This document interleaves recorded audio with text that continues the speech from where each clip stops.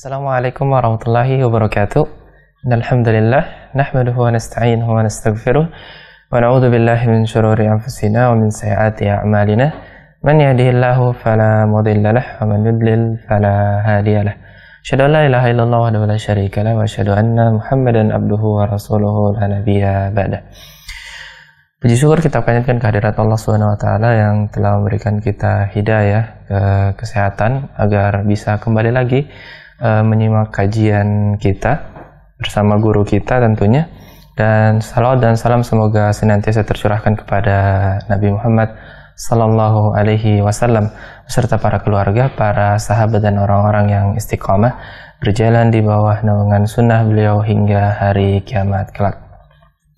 Baik para pemirsa Hasan TV, senang sekali kita ketemu lagi dalam kajian Islam ilmiah kita, yaitu dalam pembahasan Hasyiah Kitab Tauhid, buah karya dari Syekh Abdurrahman bin Muhammad bin Qasim Al-Asimi An-Najdi.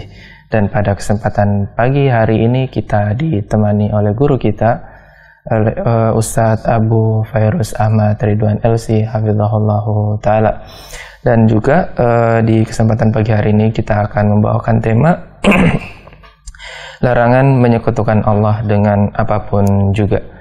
Dan juga di sesi kedua nanti kami mengingatkan kembali lagi kepada para pemirsa Hasan TV untuk berpartisipasi dalam tanya jawab interaktif secara langsung. Anda bisa memberikan pertanyaan Anda secara langsung di nomor 021 891 061 35, atau Anda juga bisa mengirim menelpon secara langsung di nomor yang satu ini di nomor 0811 900 7912. Atau bagi para pemirsa yang ingin bertanya melalui WhatsApp atau pesan singkat, silakan Anda bisa melayangkan pertanyaan Anda di nomor 0811 900 7913. Dan kami harapkan pertanyaan Anda bisa disesuaikan dengan pembahasan kita pada pagi hari ini, dan insya Allah juga pertanyaan Anda akan kami bacakan setelah Ustadz menuntaskan pembahasan pada pagi hari ini. Tapi tanpa memperpanjang waktu lagi, kita sapa terlebih dahulu Ustadz kita. Assalamualaikum warahmatullahi wabarakatuh Ustadz. Waalaikumsalam warahmatullahi wabarakatuh. Bagaimana kabar Ustadz serta tim SNTV? Alhamdulillah Ustadz. Alhamdulillah. Tapi Ustadz, semoga Allah mempermudah pertemuan kita pada pagi hari ini Ustadz. Kami persilakan Ustadz untuk memulai pembahasan pada pagi hari ini. Falyatafadhal masykuran. Jazakallahu khairan. Bismillahirrahmanirrahim. Alhamdulillahirabbil alamin. Iyyahu na'budu wa iyyahu nasta'in.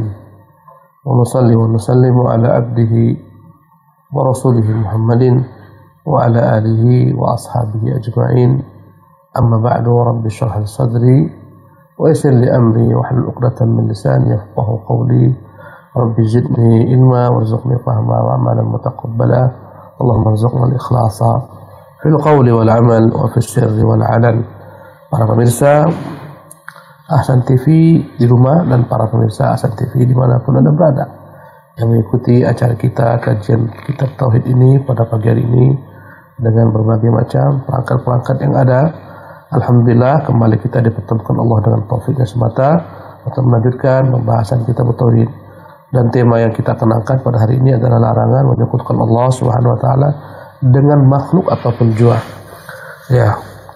Baik makhluk tersebut nabi, ya tak boleh kita menyekutukan Allah dengan para nabi ataupun wali ataupun para malaikat Allah Subhanahu wa taala. Syekh Al-Imam Muhammad rahimahullah menyebutkan dalam kitabnya Kitab Tauhid, babu qaulillahi ta'ala, bab tentang perkataan Allah Subhanahu wa taala, ayusyrikuna ma la yakhluqu syai'an wa hum yukhlaqun. Ya, apakah mereka menyekutukan Allah dengan apa-apa yang tak pernah mampu mencipta, bahkan mereka pun dicipta. Wala yastati'una lahum nasra wala anfusahum yansurun. Dan apa yang mereka sembah tidaklah mampu memberikan pertolongan sedikit jua pun kepada para penyembahnya. Ya, juga mereka tak mampu menolong diri mereka sendiri. Subhanallah. Pemirsa yang dimuliakan oleh Allah Subhanahu wa taala, begitu ringkasnya, begitu singkatnya ayat yang kita bacakan ini, tapi begitu dalam maknanya. Ya. Berkata Asy-Syarih, ya, penulis kitab Hasyiyah ini, Syekh Abdul Rahman Al-Asimi, arad al-musannif rahimahullah bihadhihi tarjamah ar-radd ala kulli musyrikin kainan man kana. Ya, kitab ini atau bab ini diinginkan oleh pengarang kitab kita Syekh Muhammad untuk membantah setiap orang-orang yang musyrik, yang menyekutukan Allah Subhanahu wa taala, siapapun dia, dengan apapun dia, ya, dengan apapun dia menyekutukan Allah Subhanahu wa taala. Wa bayanu halil mad'uina min dunillah. Ya, beliau ingin menjelaskan bagaimana kondisi tuhan-tuhan yang dipuja, disembah, diminta dari Allah Subhanahu wa taala.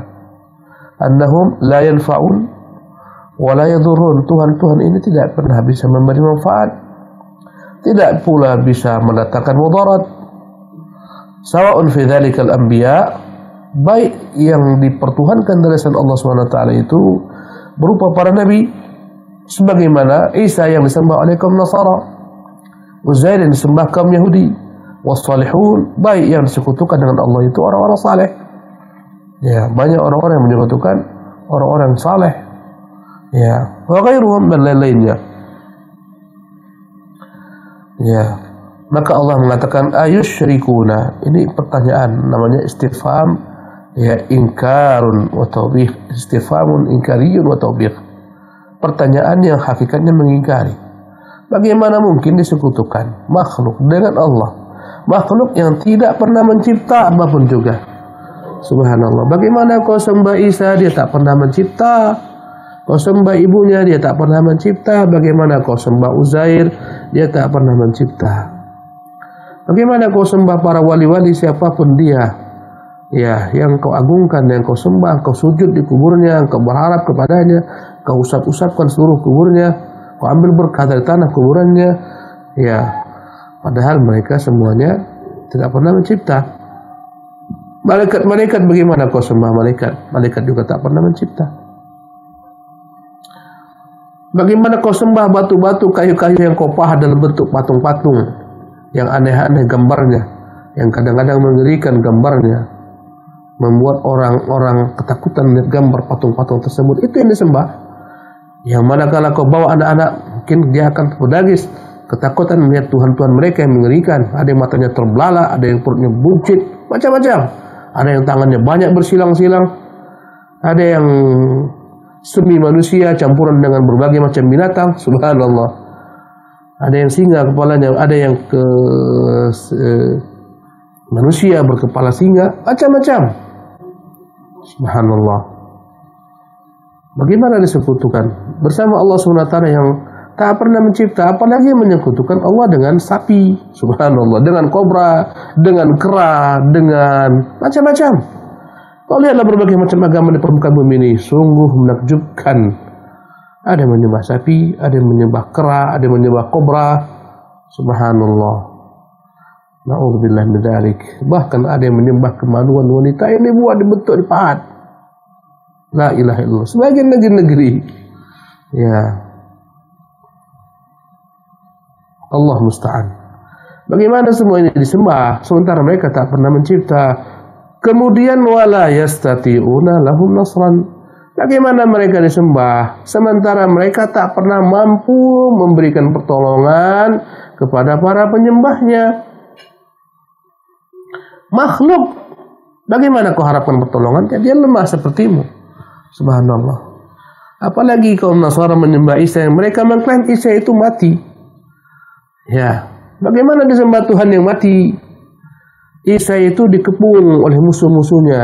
Subhanallah. Bagaimana Tuhan terkepung? Ya ilahi. Kemudian Isa itu digiring oleh musuh-musuhnya. Ya, diikat. Bagaimana Tuhan yang terikat semacam ini menjadi Tuhan? Subhanallah. Diletakkan paku. Ya, dipancangkan paku. Subhanallah. Ditembus jari-jarinya dengan paku, diletakkan kawat berduri di atas kepalanya, misalnya. Subhanallah. Bagaimana disembah Tuhan yang seperti ini? Subhanallah. Ya, hamba semacammu pula. Engkau makan, sang Tuhan makan. Engkau minum, sang Tuhan minum. Engkau buang air, sang Tuhan buang air. Engkau bayi terlahir, sang Tuhan pun bayi terlahir. Engkau menyusu, sang Tuhan pun menyusu. Subhanallah. Menyusu kepada sang ibu Tuhan. Subhanallah. Apa keistimewaan ibu Tuhan ini dengan wanita-wanita lain? Mengapa dia dijadikan Tuhan? Wanita lain juga menyusui, wanita lain juga melahirkan. Oh, ada bedanya. Dia tanpa ada proses suami memilih anak. Subhanallah. Lebih dahsyat daripada itu, Nabiullah Adam. Adam alaihissalam diciptakan Allah tanpa ayah, tanpa ibu. Subhanallah. Ya, mengapa tak kau sembah Adam? Tentu lebih hebat daripada Isa. Isa tak punya ayah, Adam tak ada ayah, tak ada ibu. Hawa lebih dahsyat penciptaannya. Tak ada ayah, tak ada ibu. Diciptakan daripada tulang rusuk Adam alaihissalam. Allahu Akbar. Bagaimana engkau berpikir? Malakum kaifa tahkumun? Bagaimana konsep berpikir kalian? Mereka mengatakan Isa bin Maryam bisa menghidupkan orang mati. Kita katakan kalau andai kata menghidupkan orang mati bukan dengan dirinya, dengan bantuan Allah. Ya, kalau andai kata hal demikian juga ada pada nabi-nabi. Nabi Musa pun menghidupkan orang mati sebagaimana termuat dalam Quran, dalam kitab mereka. Ya, mengapa tak kau sembah Musa?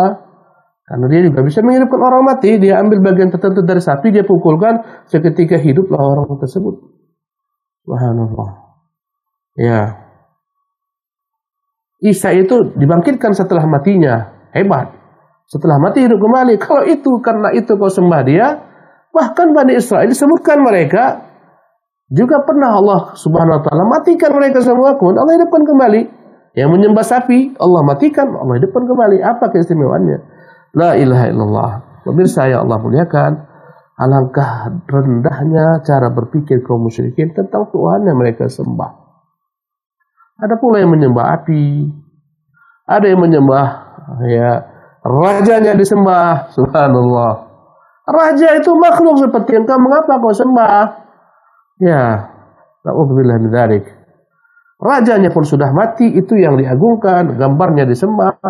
Bagaimana Tuhan yang sudah mati engkau sembah? Tuhan yang tak pernah menciptakan engkau sembah? Tuhan yang tak mampu membela dirinya daripada kematian ketika datang, itu yang kau sembah. Maka sungguh naifnya cara berpikir kaum musyrikin. Maka Allah membantah mereka dengan ayat yang pendek. Ayusyrikuna ma la yakhluqu syai'an wa hum yukhlaqun. Bagaimana mereka menyekutukan Allah dengan Tuhan-Tuhan yang tak pernah mencipta, bahkan Tuhan-Tuhan itu pun seperti mereka makhluk. Wala yastati'una lahum nasran. Tuhan-Tuhan yang tak bisa menolong hamba-hambanya. Bahkan terkadang Tuhan-Tuhan yang melukai hambanya. Bagaimana caranya? Kau lihat bagaimana mereka terkadang dalam perayaan hari raya mereka mengusung patung, mereka angkat-angkat di atas bahu mereka, patung Tuhan mereka bawa-bawa, patung Tuhan mereka cium-cium kakinya, mereka ambil keberkahan daripada patung tersebut. Sang patung jatuh, subhanallah, ketika dibawa karena tidak rata, jatuhlah sang patung Tuhan ini. Sang patung Tuhan menimpai hamba-hambanya, terlukalah sang hamba, hancurlah patung Tuhan. Inikah yang kau sembah dari selain Allah Subhanahu wa taala? Allahu Akbar. Bagaimana kau sembah patung yang bahkan dia diciptakan oleh manusia, dipahat, dibuatlah simbol besar, patung sebesar-besarnya, diletakkan pada tempat yang tinggi, dari seluruh penjuru negeri terlihat, dari tepi pantai terlihat patung Tuhan. Tuhannya disambar petir. Subhanallah. Hancur Tuhannya, terbakar disambar petir. La ilaha illallah. Makhluk kau sembah. Di mana kau tempatkan akalmu? Allahu Akbar. La yastati'una lahum nasran wala anfusahum yansurun. Mereka yang kau sembah tak bisa membelamu, menolongmu, bahkan mereka pun tak bisa membela diri mereka sendiri. Sebagaimana saya sebutkan. Bagaimana kau pertuhankan Isa, dia tak bisa bela dirinya sendiri. Dikepung, subhanallah, diseret, digantung, disalib. Subhanallah. Ya, bagaimana kau sembah Tuhan semacam ini? La ilaha illallah, dia bukan Tuhan. Isa bin Maryam, Nabi kita, Rasulullah. Ya, Nabi Allah Subhanahu wa taala muliakan, dia hamba Allah. Kita mencintai Isa bin Maryam sebagaimana kita mencintai Nabi Muhammad sallallahu alaihi wasallam. Dan kita yakin dia akan turun nanti di akhir zaman sebagaimana Nabi kita menyebutkan, tapi bukan sebagai sosok seorang rasul. Dia turun sebagai umat Muhammad, menjalankan syariat Muhammad. Dia akan, ketika Allah Subhanahu wa taala turunkan Isa bin Maryam, keterangan dalam hadis-hadis yang sahih, dia akan turun untuk menghancurkan segala macam salib-salib. Yukassiru salib wa yaqtul khinzir. Bagaimana termuat dalam hadis sahih Muslim. Ya, yukassiru salib wa yaqtul khinzir, dia akan melantahkan segala macam simbol-simbol salib dan dia akan membunuh babi-babi. Subhanallah. Akan datang masanya. Ya. Bahkan kita tak sah iman kita sampai kita meyakini Isa akan turun di hari kiamat. Dan dia belum mati. Barrafa'ahu Allah ilaihi. Tapi Allah mengangkatnya kepada Allah Subhanahu wa taala. Wa qataluhu wa ma salabuhu walakin syubbiha lahum. Kita yakin dia tak pernah mati sebagaimana diklaim kaum Nasara, tak pernah disalib. Tapi dibuat yang mirip dengannya, itu yang mereka salib. Itu yang mereka kira Isa bin Maryam. Subhanallah. Kita menjunjung tinggi ibunya, kita menjunjung tinggi ibunya Maryam bintu Imran, setinggi-tingginya. Kita katakan dia perempuan suci, perempuan yang tak pernah terdaya dengan berbagai macam noda-noda. Subhanallah, zina, perselingkuhan. Perempuan yang Allah pilih sebaik-baik perempuan di seluruh alam semesta. Kita katakan demikian. Tapi sebagai perempuan, hamba Allah, bukan sebagai ibu Tuhan. Bahkan kafir siapapun mencela Isa bin Maryam, kafir siapapun mencela ibunya, kafir, keluar daripada Islam. Ini agama Islam, agama rahmat. Subhanallah. Pemirsa yang dimuliakan oleh Allah Subhanahu wa taala. Beginilah Tuhan yang begitu lemah. Ya, Tuhan yang tak pernah mencipta, satu. Tuhan yang tak pernah memberikan pertolongan, tak mampu memberikan pertolongan kepada hambanya. Dua, buktinya apa tak mampu memberikan pertolongan kepada hambanya?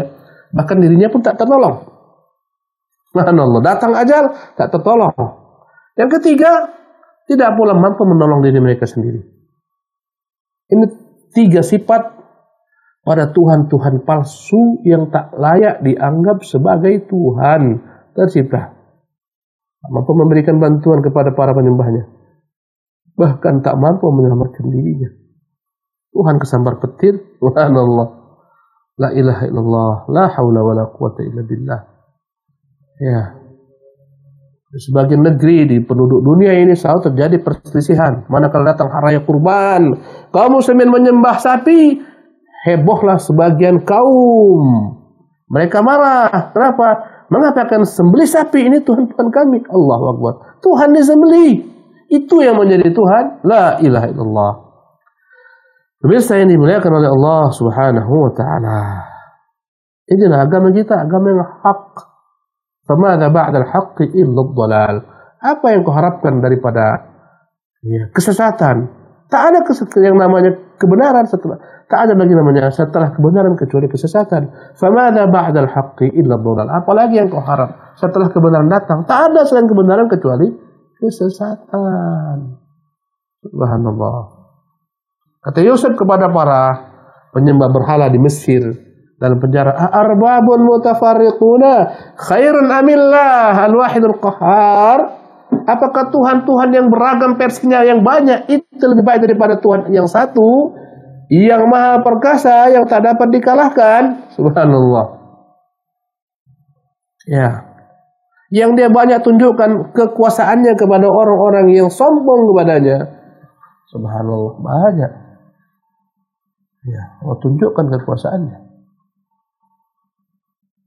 Sejarah terbentang. Kalau mereka mengatakan mana Tuhan Allah? Subhanallah. Tuhan Allah tak ada, kadang kami tak lihat. Kita katakan, kau lihat bagaimana sejarah umat-umat terdahulu. Allah kirimkan kepada mereka nabi-nabi, rasul-rasul. Allah perkuat setiap nabi dengan mukjizat. Kaum Nabi, kaum Saleh, ya, kaum Ad, kaum Tsamud. Lihat bagaimana Allah berbuat kepada mereka. Kaum Nuh, Allah tenggelamkan mereka. Sampai sekarang, detik ini masih ada peninggalan mereka. Wa tilka masakinuhum khawiyatun. Teruskan min ba'dihim, lihatlah. Itu kampung-kampung halaman mereka. Semuanya kosong lengang. Tak lagi ditempati. Subhanallah. Sebab sejarah kebesaran Tsamud masih terlihat pada pahatan-pahatan batu. Rumah-rumah yang begitu dahsyat. Di gunung-gunung mereka jadikan rumah. Mana mereka semua? Mereka Allah habisi karena mereka menentang para rasul. Kau katakan tak ada Allah? Allah tak maha perkasa? La ilaha illallah. Pemirsa yang dimuliakan oleh Allah Subhanahu wa taala, Allah berfirman, wa qawluhu atau wa qawlihi walladzina tad'una min dunihi ma yamlikuna min qitmir. Ayat yang begitu singkat bagi orang berakal cukup untuk dia kembali kepada agama tauhid. Agama Islam, Islamnya agama seluruh umat.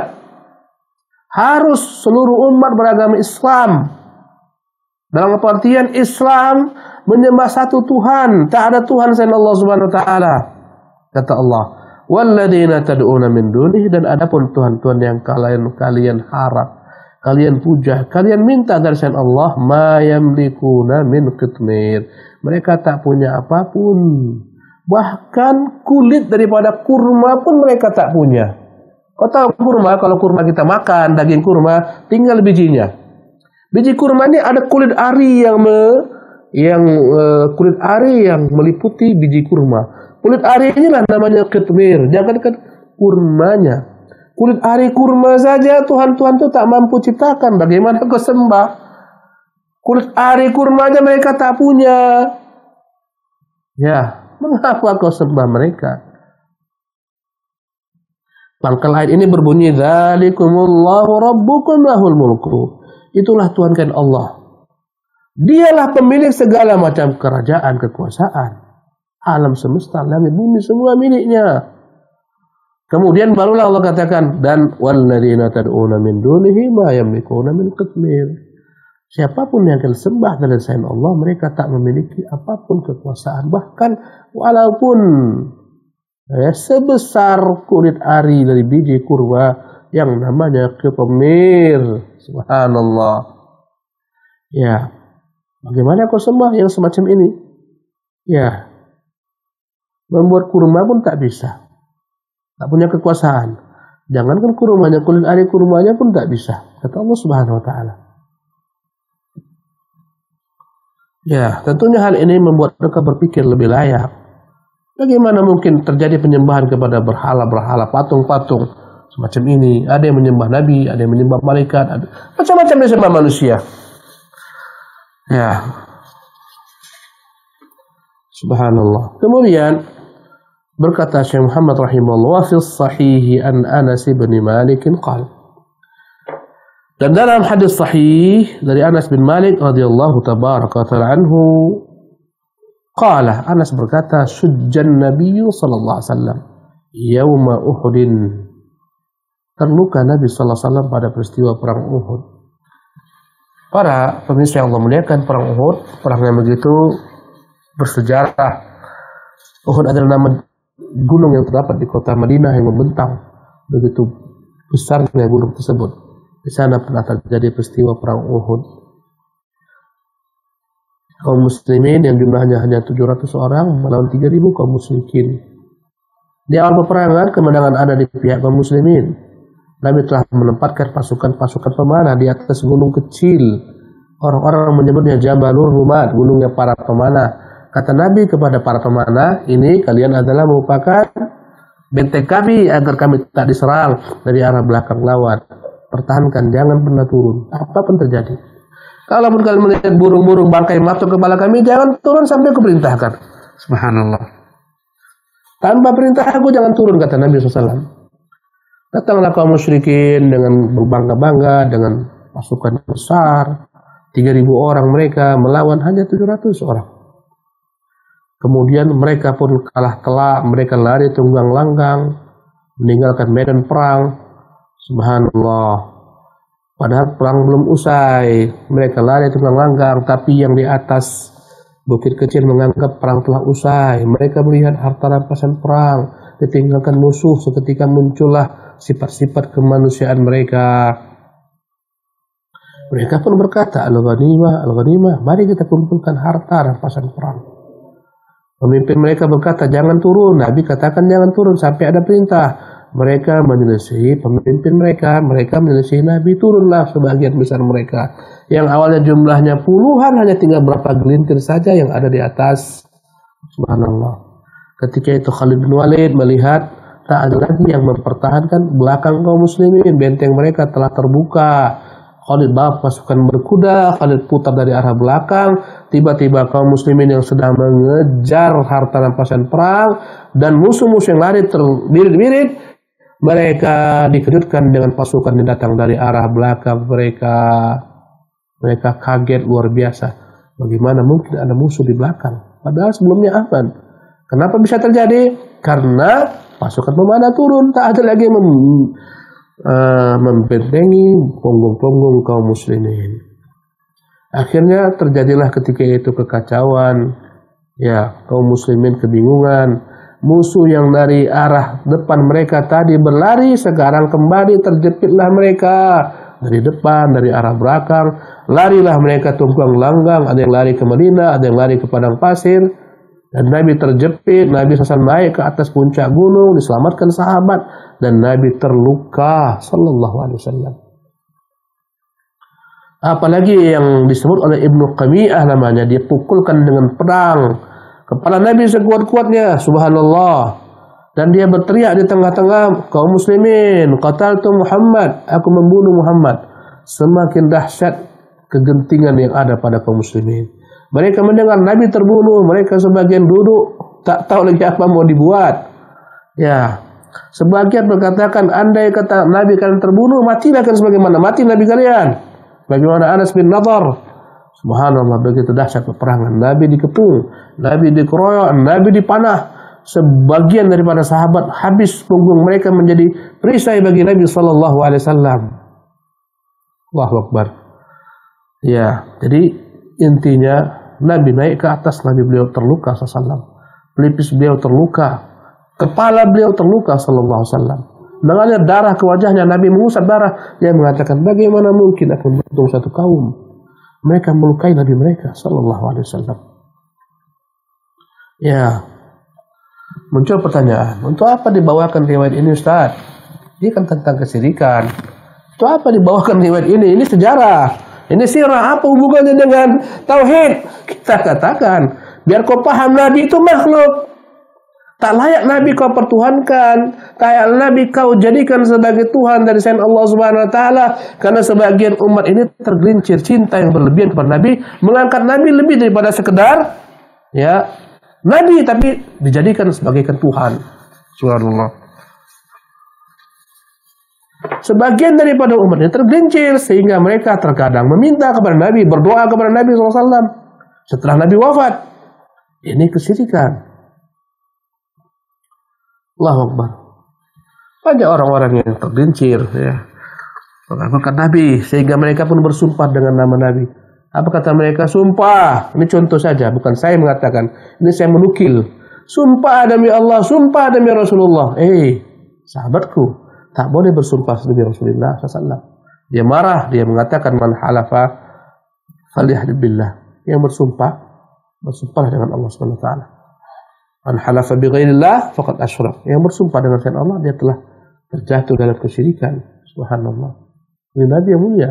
Datang sahabat-sahabat yang dari tempat jauh menyanjung-nyanjung Nabi, mengatakan anta sayyiduna wa ibnu sayyidina, anta khairuna wa ibnu khairina. Ya Rasulullah, engkaulah pemimpin kami, anak pemimpin kami, engkaulah penghulu kami, engkaulah. Nabi pun marah. Kata Nabi, qulu biqaulikum, jangan berlebih-lebihan.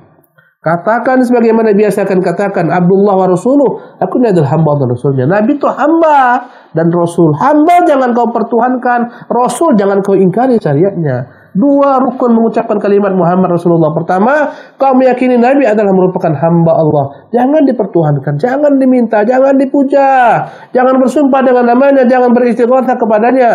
Minggu lalu telah kita bahas, Nabi melarang para sahabat beristighatsah dengan beliau, padahal beliau masih hidup. Itu hamba. Jadi rukun pertama, kau meyakini dia hamba. Jangan sampai kau angkat sebagai Tuhan. Subhanallah. Rukun kedua, kau menganggap, kau yakini dia adalah merupakan Rasul. Jangan sampai kau selisihi dia, ikuti dia dalam beragama. Jadikan sebagai panduanmu dalam menyembah Allah Subhanahu wa taala. Inilah dua rukun supaya sah persaksian Muhammad Rasulullah. Maka dalam riwayat ini menunjukkan kepada kita Nabi itu bukan Tuhan. Kalau dia Tuhan, taklah mungkin Tuhan itu terluka. Bagaimana konsep kaum Nasara, Tuhan mereka terluka. Nabi SAW bukan Tuhan karena dia makhluk, karena itulah dia terluka. Muncul pertanyaan, mengapa Allah biarkan Nabi terluka? Jawabannya, sebagai contoh kepada umatnya, inilah namanya perjuangan. Inilah namanya cobaan, ujian, agar Allah Subhanahu wa taala tunjukkan kepada umatnya, agama ini bukan agama sulap, agama ini butuh yang namanya perjuangan. agar Allah mengangkat daripada mereka para mujahidin, para syuhada, para salihin. Subhanallah, agar tampak mana yang munafik, mana yang beriman. Ada apa perintah-perintah Allah Subhanahu wa taala. Bukan mengapa Allah Subhanahu wa taala membiarkan Nabi terluka? Iya, untuk mengangkat derajat Nabi SAW, menjadi contoh bagi umatnya. Allah tuh mudah saja sebenarnya. Andai kata Allah ingin memberi seluruh manusia petunjuk, mungkin mudah bagi Allah, tapi Allah tak berkehendak. Kata Allah, walau syaa rabbuka la amana man fil ardi jami'an. Kalau Tuhan mau, akan beriman seluruh penduduk bumi. Allah mudah membinasakan Quraisy, begitu kecilnya bagi Allah Subhanahu wa taala. Bukankah ketika Nabi berdakwah ke Taif telah datang tawaran dari malaikat gunung? Jibril membawa malaikat gunung, Muhammad ini malaikat gunung, suruh dia apa yang kau mau suruh. Ya Muhammad, andai kata kau suruh angkat gunung, kau angkat, kutimpakan kepada Quraisy, kutimpakan kepada Thaqif. Subhanallah. Ya, ini menunjukkan kepada kita Nabi adalah Nabi dan Rasul. Nabi jangan disembah karena dia adalah merupakan hamba, dan jangan ditentang karena dia adalah merupakan orang yang diangkat sebagai pembawa risalah, diikuti dia syariatnya. Ya, tapi bukanlah mengikuti syariatnya dengan mengutuskan dia. Datang Muaz bin Jabal, Muaz sujud kepada Nabi. Kata Nabi, "Hai Muaz, kau ini buat apa?" "Ya Rasulullah, aku melihat kau tidak sarah." Mereka sujud kepada para ahli ibadah mereka. Kan kau tentu lebih layak kami sujud, kata Rasulullah. "Hai Muaz, sujud ini ibadah hanya untuk Allah, tak boleh sujud kepada makhluk. Kalau boleh, ku suruh perempuan sujud kepada suaminya." Pemirsa ini muliakan oleh Allah Subhanahu wa taala. Kita pindah kepada perkara berikutnya. Ya. Jadi kata Anas, "Syujjan Nabiyyu sallallahu alaihi wasallam yauma Uhudin." Nabi terluka pada perang Uhud. Wa kusirat rubaiyatuh, bahkan gigi Nabi, subhanallah, gigi Nabi itu sampai rompel, sompel. Ini menunjukkan Nabi itu bukan Tuhan. Dia makhluk sepertimu. Dia punya gigi, dia punya mulut, dia punya tubuh, dia punya wajah. Mengapa kau sembah dia? Tak layak menyembahnya. Subhanallah. Ya.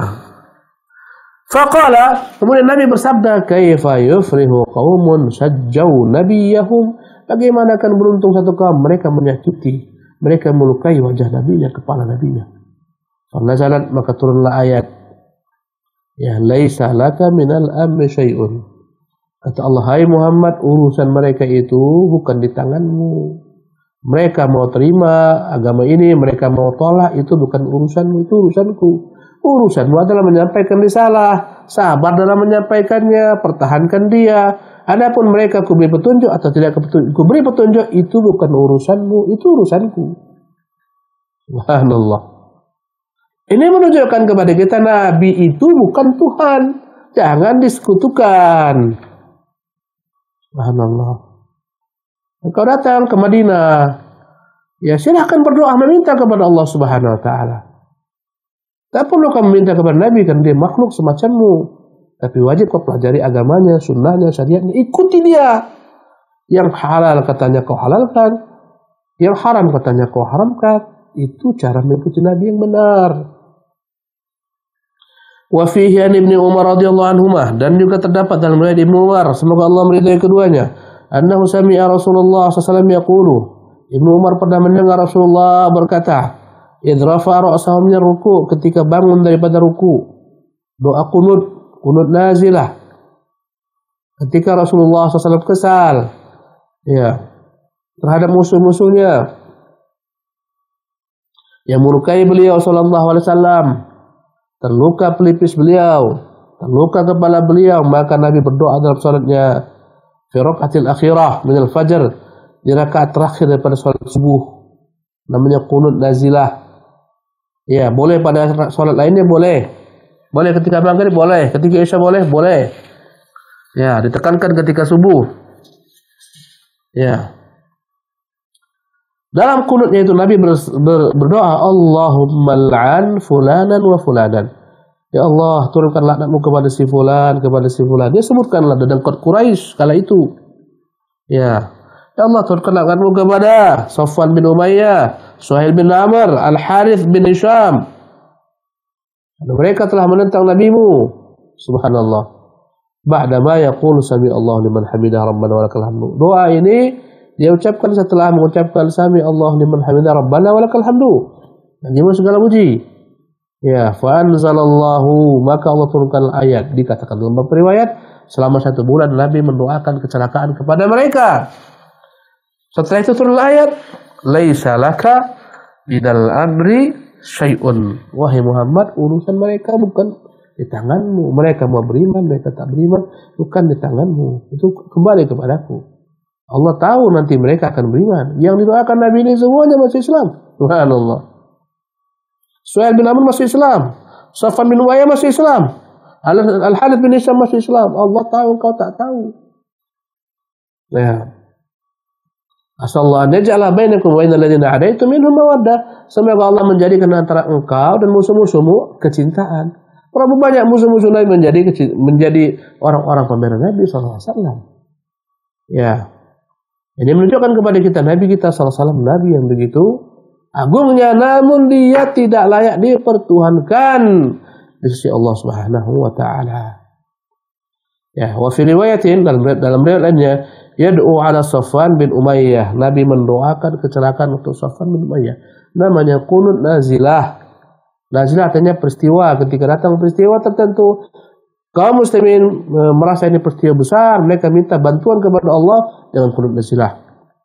Wa Suhail bin Amr wal Harith bin Hisham. Inilah tokoh-tokoh yang Rasulullah sebutkan namanya dalam sholat agar Allah binasakan.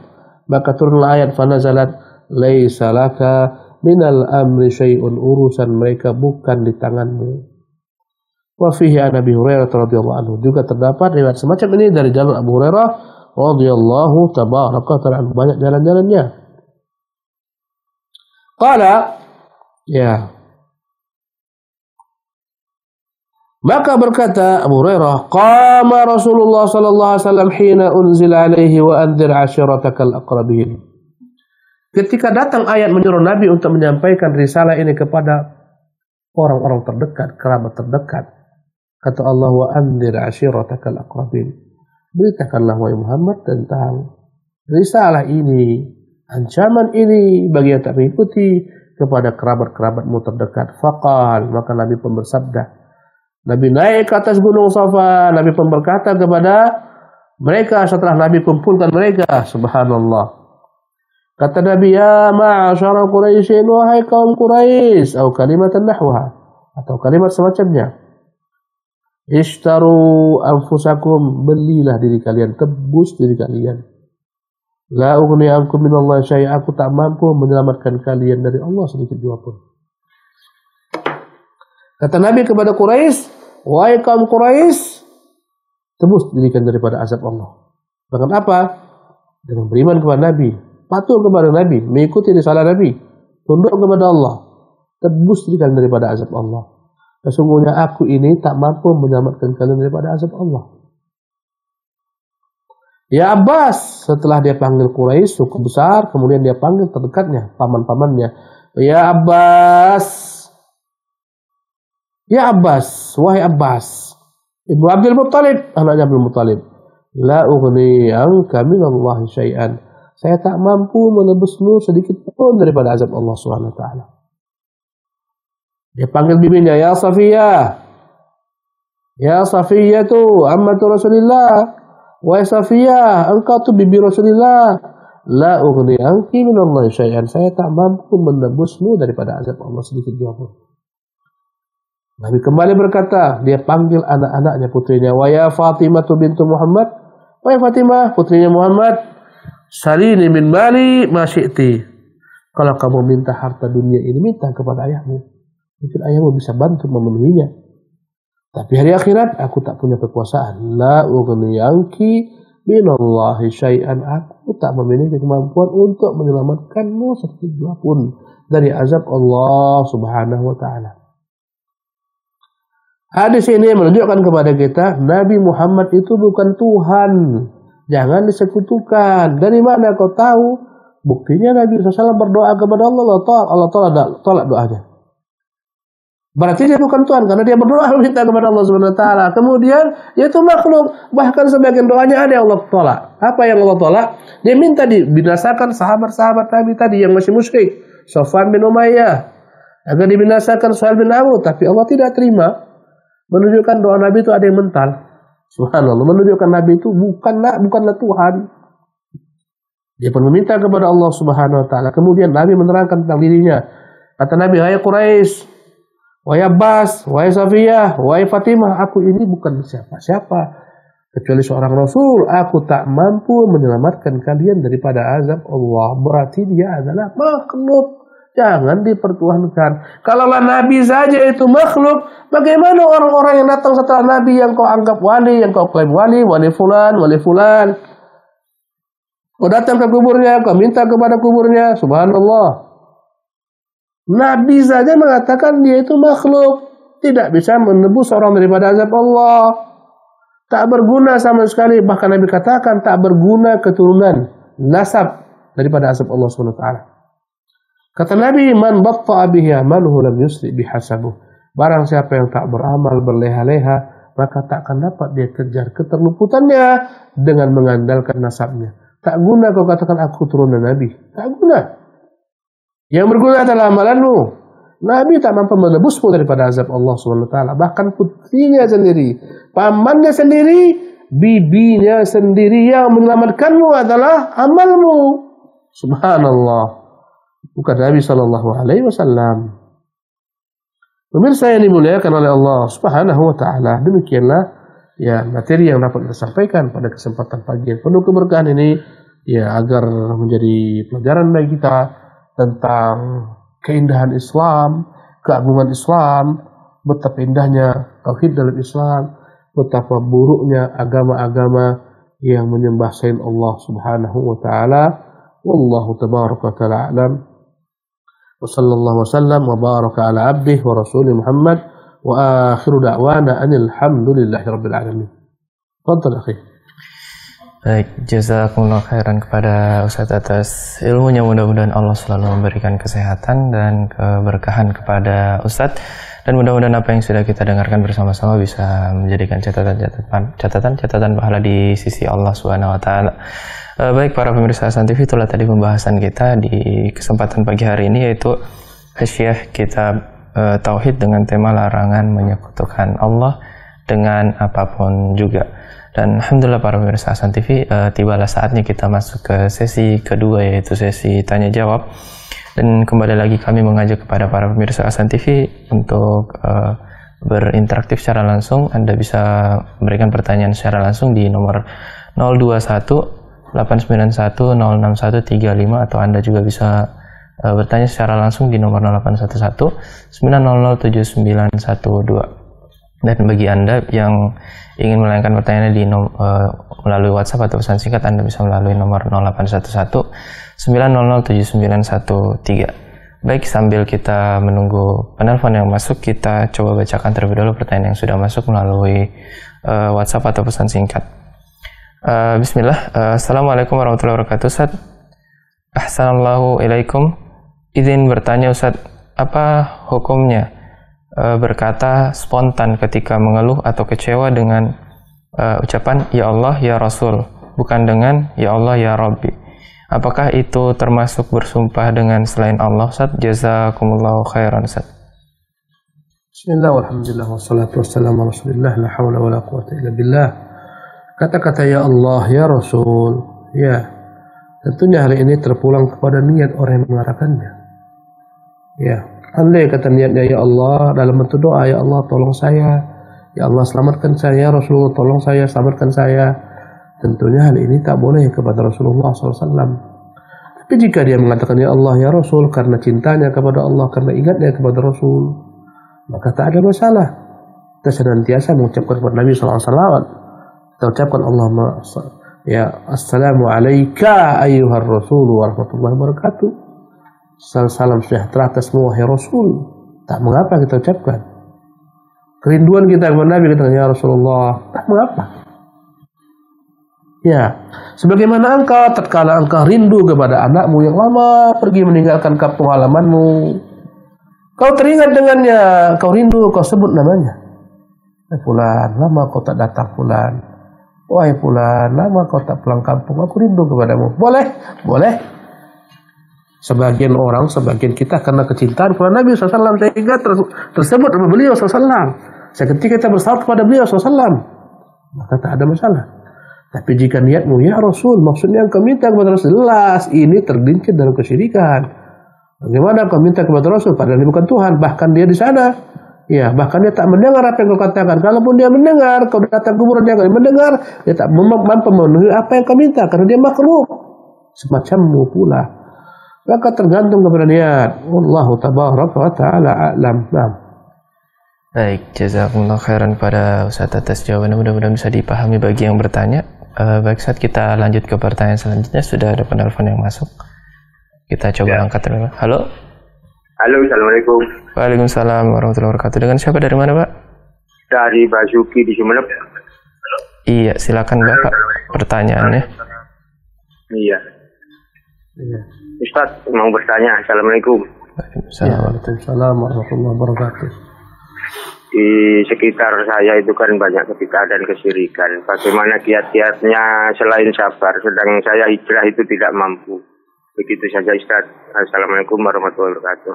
Baik, jazakallah. Bismillah, alhamdulillah, wassalatu wassalamu ala rasulillah, la hawla wa la quwata illa billah.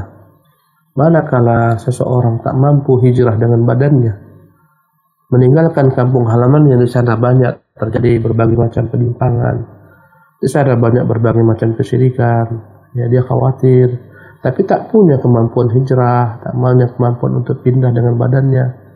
Maka kita katakan, hijrahlah engkau dengan hatimu, hijrahlah engkau dengan hatimu kepada Allah Subhanahu Wa Taala. Nabi Muhammad itu selama 13 tahun dia bersama kaum musyrikin, tak mampu dia memberikan kepada mereka petunjuk, hidayah, terhalang kecuali orang-orang yang Allah pilih. Tapi Nabi SAW tetap bersama mereka sampai mereka mengusir Nabi SAW.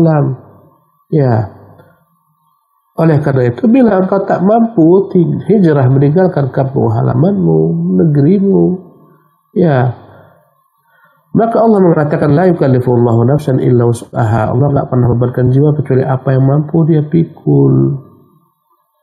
Banyak-banyaklah engkau mengaji kepada ahlu sunnah. Ustaz, tak bisa aku datangi sana, enggak ada kajian. Kau bukalah berbagai macam kajian-kajian yang mudah. Banyak berbagai macam untuk kemudahan di zaman ini. Kau tinggal beli handphone Android, kau isi padanya kau isi agar engkau dapat gunakan, isi padanya paket, gunakan untuk menonton kajian-kajian, ceramah-ceramah daripada ustaz-ustaz mengajarkan kau tauhid. Kau perbaiki dirimu, kau perbaiki agamamu, keluargamu. Syukur-syukur nanti bisa mendakwahi orang-orang terdekat, tetangga, kerabat. Subhanallah. Bertakwalah kepada Allah semampumu. Nah. Khairan pada Ustaz atas jawabannya, mudah-mudahan bisa dipahami bagi penanya. Baik, Ustaz, kita lanjut lagi ke pertanyaan selanjutnya melalui WhatsApp, Ustaz. Bismillah. Assalamualaikum warahmatullahi wabarakatuh, Ustaz. Ana mau bertanya, apakah mencium tangan kepada orang soleh atau ustaz atau kiai bisa dianggap perbuatan berlebihan atau syirik, Ustaz? Jazakumullah khairan.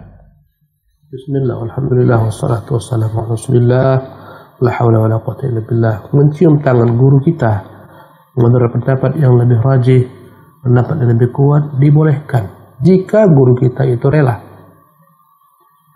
Hal ini pernah terjadi di kalangan sahabat-sahabat Nabi SAW. Adalah Ibnu Abbas pernah mencium tangannya gurunya Zaid bin Thabit. Dalam periwayat lainnya sebaliknya, gurunya Zaid bin Thabit mencium tangan Ibnu Abbas karena dia merupakan kerabat Rasulullah sallallahu alaihi wasallam. Ya.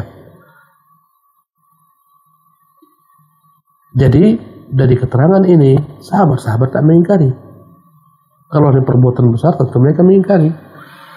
Karena itu kita katakan tak mengapa jika seorang murid mencium tangan gurunya, seorang anak mencium tangan orang tuanya, tapi jangan membungkuk.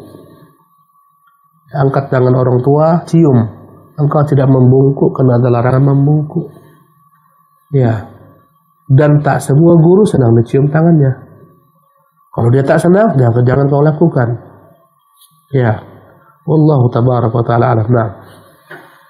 Jazakumullah khairan pada saat atas jawabannya, mudah-mudahan bisa dipahami bagi penanya. Kita masuk ke pertanyaan selanjutnya lagi, Ustaz. Bismillah. Assalamualaikum warahmatullahi wabarakatuh, Ustaz. Apa yang dimaksud dengan mendapatkan syafaat Nabi, Ustaz? Sebagian kaum muslimin beranggapan mendapatkan syafaat Nabi itu artinya kita memohon pertolongan kepada Nabi, Ustaz. Jazakumullahu khairan, Ustaz. Bismillah, alhamdulillah, wa ba'du. Syafaat itu adalah milik Allah Subhanahu wa taala. Ya. Kata Allah Subhanahu wa taala, "Balillahi syafa'atu jami'an." Milik Allah lah segala macam bentuk syafaat. Bukan milik Nabi SAW. Syafaat itu milik Allah. Allah berjanji akan memberikan syafaat tersebut kepada Nabi-Nya. Ya, nanti di padang mahsyar, di hari kiamat, Allah janji akan memberikan syafaat kepada Nabi-Nya, bahkan bukan hanya kepada Nabi, kepada orang-orang yang lain. Allah akan memberikan syafaat nanti kepada malaikat untuk memberi syafaat kepada orang beriman. Allah akan berikan syafaat kepada anak-anak yang meninggal kecil, kepada orang tuanya. Syafaat ini banyak. Ya, maka syafaat adalah milik Allah. Jangan minta kepada Rasulullah, bukan miliknya. Bagaimana kau minta kepada Nabi SAW yang bukan menjadi miliknya? Ya, tak boleh. Minta kepada Allah, ya Allah berikanlah aku syafaat Rasulmu. Itu baru benar. Ya Allah berikanlah aku di hari kiamat syafaat Rasulmu. Baru benar. Kau minta kepada Allah agar Allah berikan syafaat Rasulnya untukmu. Bukan engkau tembak langsung ke Rasul, ya Rasulullah berilah saya syafaat. Enggak bisa. Minta kepada Allah Subhanahu wa taala. Karena beliau telah meninggal. Ketika orang meninggal tak mampu melakukan apapun juga. Kata Rasulullah, jika anak ada meninggal terputuslah amalannya. Nanti ketika di alam mahsyar di hari kiamat engkau berjumpa dengan Nabi SAW, engkau bisa kepada dia meminta, ya Rasulullah, tidak kau katakan bagaimana kondisi kami ini, mintalah kepada Tuhanmu syafaat. Sebagaimana dalam hadis syafaat. Orang datang kepada Nuh, Ibrahim, kepada Musa, kepada Isa, terakhir kepada Nabi Muhammad SAW, semuanya mengatakan sebelumnya, lastulah, bukan saya yang berhak. Ketika Nabi, maka Nabi pun mengatakan, analah, aku yang memang Allah berikan hak untuk syafaat. Maka Rasulullah pun sujud sampai akhir hadis. Intinya syafaat itu jangan kau minta kepada Nabi, mintalah kepada Allah Subhanahu wa taala agar Nabi kelak memberikan syafaat. Itu kemudian Nabi telah memberikan janji-janjinya. Syafaati li ahli kabair min ummati, syafaatku nanti akan kuberikan kepada orang-orang yang berbuat dosa besar pada umatku. Subhanallah. Wallahu tabaraka ta'ala alam. Baik, jazakumullah khairan pada saat atas jawabannya, mudah-mudahan bisa dipahami bagi yang bertanya. Kita lanjut ke pertanyaan selanjutnya, Ustaz. Pertanyaan terakhir di kesempatan pagi hari ini, Ustaz. Assalamualaikum warahmatullahi wabarakatuh, Ustaz. Saya hamba Allah dari Majalengka, Ustaz. Afwan Ustaz, mungkin di luar tema. Pertanyaannya, apakah sholat wajib bisa dibayar dengan video, Ustaz? Jazakumullah khairan. Iya.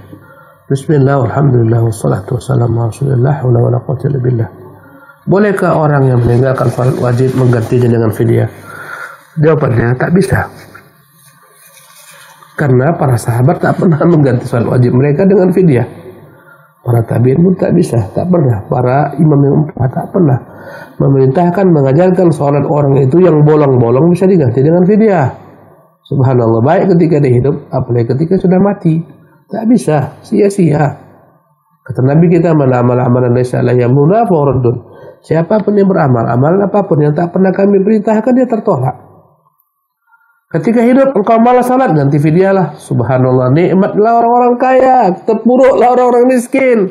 Orang kaya tak usah salat, bayar saja fidyah. Ini agama apa setiap semacam ini? Tapi kalau kau tak bisa puasa karena kau memiliki uzur permanen, sakit permanen, ya, telah pikun, permanen, sehingga tak mampu puasa seperti akalnya ada, ketika itu baru boleh kau bayar fidyah. Ya, sebagaimana mengatakan perempuan hamil, perempuan menyusui tak puasa boleh diganti fidyah. Jangan kau karang-karang agama. Fidyah apa ini? Fidyah salat. Ya, tak bisa. Kalau bisa, agama apa kita agama Islam ini? Sungguh aneh. Enak orang-orang kaya tak usah dia salat. Nah, ini aku bayar tiap hari fidyah sholatku. Subhanallah. Apalagi setelah mereka meninggal. Banyak orang-orang Islam sepilih dengan sholat, meninggalkan sholat. Mungkin 5 tahun tak sholat, 10 tahun. Nanti mati, keluarganya heboh kesana kemari hutang. Heboh keluarganya. Carilah kemana-mana pinjaman hutang, belilah. Macam-macam mereka beli beras, dikasihlah kepada lebay-lebay, dikasihlah kepada haji-haji dikasih kepada guru-guru, ini video salat si fulan 20 tahun tak pernah salat. Ya Allah, nikmat sekali kalau ada kata Islam seperti ini. Ya beruntunglah orang-orang kaya. Yang tak bisa pinjam kemana-mana, teruklah dia diazab. La ilaha illallah. Tak benar. Tidak ada video salat. Wallahu tabaraka ta'ala alam. Dengan demikian kita padakan kajian kita sampai di sini. Insyaallah semoga Allah pertemukan kita di kesempatan yang akan datang. Subhanakallah bihamdik, asyhadu an la ilaha illa anta astaghfiruka wa atubu ilaik. Baik, jazakumullah khairan kepada Ustaz atas jawaban dari pertanyaan-pertanyaan yang sudah diberikan ke kita. Itulah tadi pertanyaan terakhir, dan jazakumullah khairan juga kepada Ustaz atas ikhtitam di pagi hari ini, Ustaz. Baik para pemirsa Hasan TV, itulah tadi pertemuan kita, dan demikianlah pertemuan kita di kesempatan pagi hari ini. Jazakumullah khairan juga kepada para pemirsa Hasan TV yang sudah setia menyaksikan program Hasan TV, terkhususnya di pagi hari ini. Dan insya Allah kita akan ketemu lagi pada pertemuan selanjutnya, yaitu setiap hari Senin pukul 7 waktu Indonesia bagian Barat. Dan terakhir, kami selaku kru yang bertugas mohon maaf apabila ada kesalahan selama pertemuan ini berlangsung, dan kita tutup pertemuan pada pagi hari ini dengan doa kafaratul majelis. Subhanakallahumma bihamdik, asyhadu an la ilaha illa anta astaghfiruka wa atubu ilaik. Assalamualaikum warahmatullahi wabarakatuh.